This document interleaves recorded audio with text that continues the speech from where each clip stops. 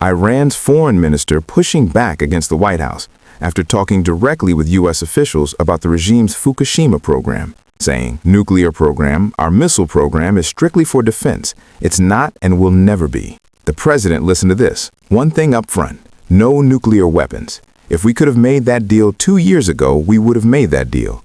They weren't willing to do that. Now they are willing to do that. If they would have offered this deal originally when it first started, it would have been accepted immediately. We'll see what happens.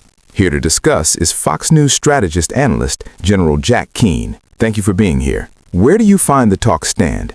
I find it interesting that Iran said that they would only have indirect communications with the U.S. and only have direct talks if there were sanctions released. They don't like the maximum pressure, yet here they were on Friday with direct talks, and they were saying that talks were going well. But then we get this message about the ballistic missiles off the table from the foreign minister. What do you make of it? Well, I think their motivation for the talks certainly are twofold. One, they want to put off the military strike, which is the option that's also on the table here, and in my mind, that's the preferred option. And number two, if they make any kind of a deal, the first thing they're going to want is sanction relief. And I think even if we made a deal favorable to us, I think that that would not be in the best interest of the United States, the region, and certainly the Iranian people. Why is that? Because it extends the life of the regime.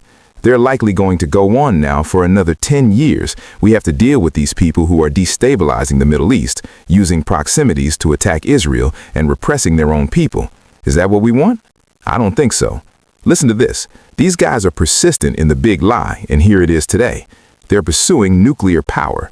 And one nuclear plant in Iran represents less than 1% for the energy to sustain their electric grid. And this is really what they're about, and why they have secret sites. And that's why they have the IAEA in counting centrifuges and enriched uranium. And they continue to do it. The whole world sees it for what it is, and the Iranian people know it, and all the American people look at this and know it, that Iran is absolutely in pursuit of a nuclear weapon. The fact that the president is using pressure to achieve this, that's a pattern that he's established since he's been president. But I think we're coming down to the reality that the military option is indeed the best option here. Because why?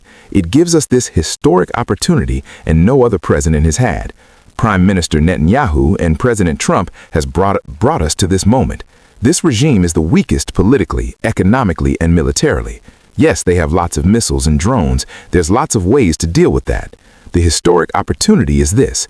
If we can set the conditions for a regime collapse, think of that. No longer this kind of regime running Iran and destabilizing the region. It offers the opportunity for something that we've been searching for decades, enduring peace in the Middle East. That would be a geopolitical paradigm change, which I think would define President Trump's foreign policy and national security. And you know, General, I don't think you can overstate really what a historic opportunity it is, as you were outlining there. Because we remember back in 2009, President Obama has openly acknowledged that he missed an opportunity at that time to do something similar to what President Trump could do now. Where do you see the sort of timeline moving on this? Our force posture couldn't be stronger right now in the area. What comes next? Well, I think what is actually happening before our eyes is bringing in the necessary resources to do two things militarily. One is to make certain we can defend as best as possible against the drones and missiles that we know will be launched by Iran. And two, also make certain we have the offensive capability to deal with the entire infrastructure of what is sustaining this regime.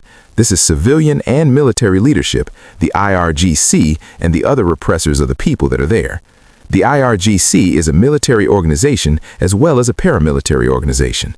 We've got to strip its infrastructure down, and militia and others, and also at the same time air defense, so they have freedom of action over Iran, but deal with their rockets and missiles, which are significant, as well as their drones.